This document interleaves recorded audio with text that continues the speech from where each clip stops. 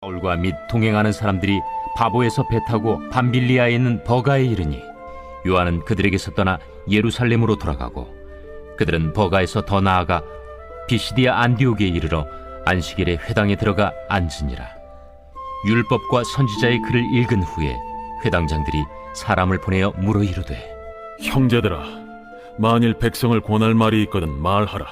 바울이 일어나 손짓하며 말하되, 이스라엘 사람들과 및 하나님을 경외하는 사람들아, 들으라.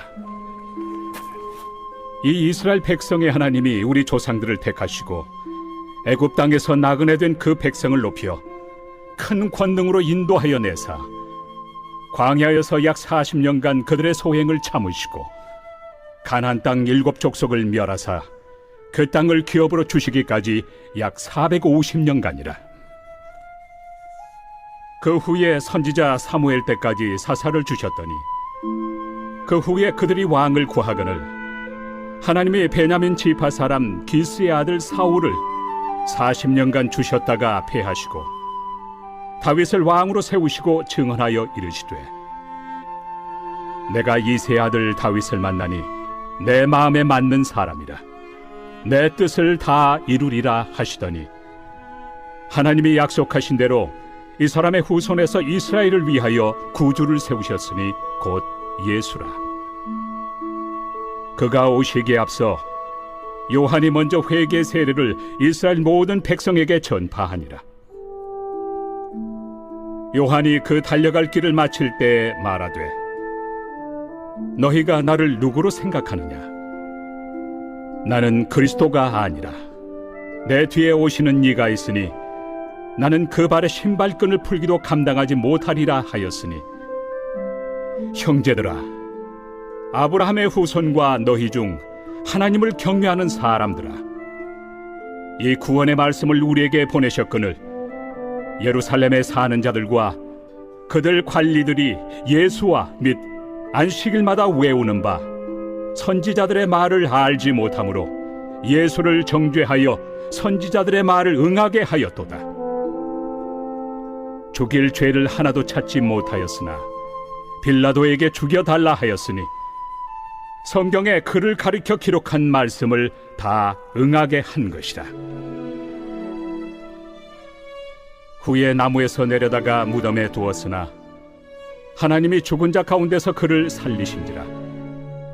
갈릴리로부터 예루살렘에 함께 올라간 사람들에게 여러 날 보이셨으니 그들이 이제 백성 앞에서 그의 증인이라.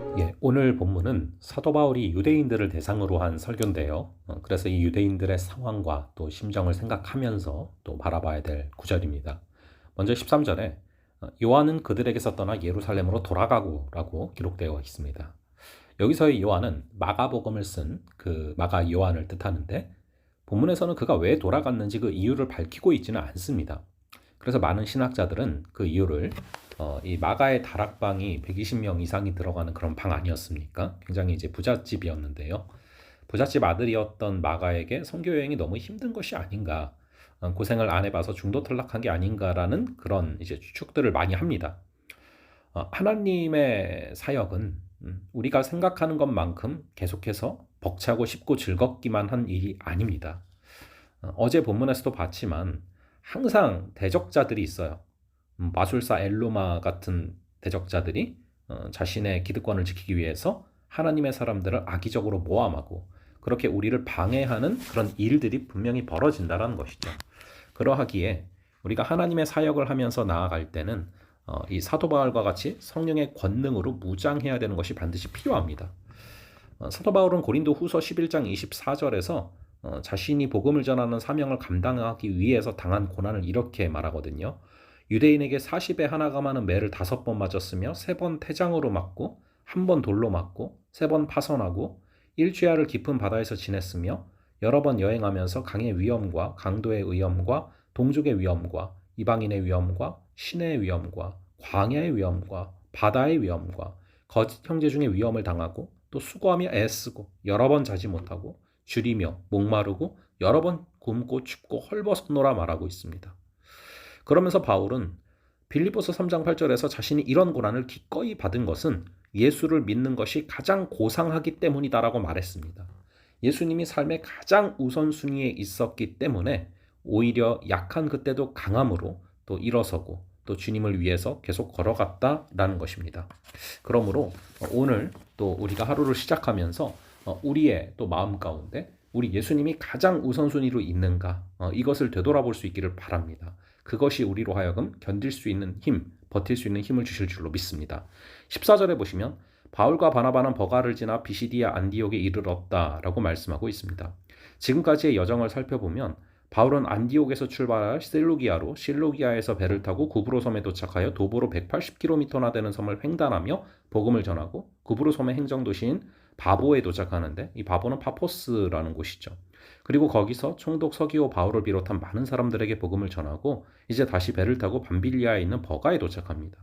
그리고 또 도보로 160km를 걸어서 복음을 전하다 오늘 비시디아 안디옥에 이르게 되는 것이죠. 이 비시디아 안디옥은 해발 1000m가 넘는 고원지대에 위치해 있고 거기에 가려면 타우루스 산을 넘어야 되는데 이 산에는 산적이 무척이나 많았다고 합니다. 그런데 그들은 복음을 전하기 위해 목숨의 위협을 무릅쓰고 이 산을 넘어 비시디아 안디옥에 이른 것이죠. 이런 사도 바울의 행적은 사명자의 본분에 대해서 다시 생각하게 합니다. 사명자의 본분이란 다름 아닌 하나님께서 자신에게 허락하신 그 길을 묵묵히 걸어가는 것입니다. 하나님이 허락하신 그 길은 사실은 좋은 일보다 힘든 일이 더 많습니다. 어려운 일이 많죠. 하지만 묵묵히 걸어가는 것입니다. 여러분, 예수님과 그의 제자들을 다시 한번 생각을 해보시기 바랍니다. 예수님이 수많은 기적을 일으키셨지만 그리고 계속해서 역사를 벌이셨지만 그럼에도 불구하고 항상 많은 사람들이 모여든 것은 아닙니다. 굉장히 많은 사람들이 떠나기도 했습니다. 그래서 예수님께서 한 번은 너희도 가려느냐? 라고 제자들에게 말하자 제자들이 뭐라고 말합니까? 주여 영생의 말씀이 주께 있사오니 우리가 누구에게로 가오리까? 여러분, 남들이 어떤 판단을 내리든 어떤 상황이 임하든 예수님께 생명이 있고 삶의 의미가 있고 가치가 있기에 사명자는 믿음으로 그 길을 걸어가야 하는 것입니다. 우리 역시도 예수님께서 길이요 진리요 생명이시기에 예수를 붙잡고 걸어가는 그런 귀한 하루 되시기를 바랍니다. 그래서 이어지는 17절부터 사도 바울은 이스라엘의 역사와 성경에 기록된 메시아의 예언들을 통해서 예수께서 참 하나님의 아들이시며 구세주이심을 증언하고 있습니다. 그 부분들을 통하여서 예수님은 성경의 예언대로 죽으셨고 부활하셨고 많은 사람들이 부활을 목격했으며 바울은 그 사실을 있는 그대로 증거하고 있는 것입니다. 이 바울의 설교를 들은 사람들은 그 마음이 움직이기 시작합니다. 자신들이 하나님의 말씀을 잘못 깨닫고 있음을 알게 됩니다. 그래서 그들은 다음 안식일에도 이 말씀 듣기를 원했습니다. 그리고 회당의 모임이 끝난 후에도 유대인과 유대교에 입교한 경건한 사람들은 바울과 바나바를 따르며 은혜의 말씀을 더 듣기를 원했다라고 증거하고 있습니다. 결국 바울은 그들에게 이렇게 말하며 마치게 됩니다. 항상 하나님의 은혜 가운데 있어라. 바울의 이 권면이 우리에게도 다가올 수 있기를, 또한 오늘 하루 항상 하나님의 은혜 가운데 거하는 그런 하루 되시기를 간절히 바랍니다. 잠시 기도하겠습니다. 아버지 하나님, 오늘 이 말씀을 통하여서 이 바울이 예수님을 가장 귀하게 여겼기에 이런 많은 고난들을 감수하고 또 이 길이 쉽지 않은 길임에도 불구하고 끝까지 하나님을 증거하고 또 하나님을 사랑하는 그 길을 걸어갔음을 바라봅니다.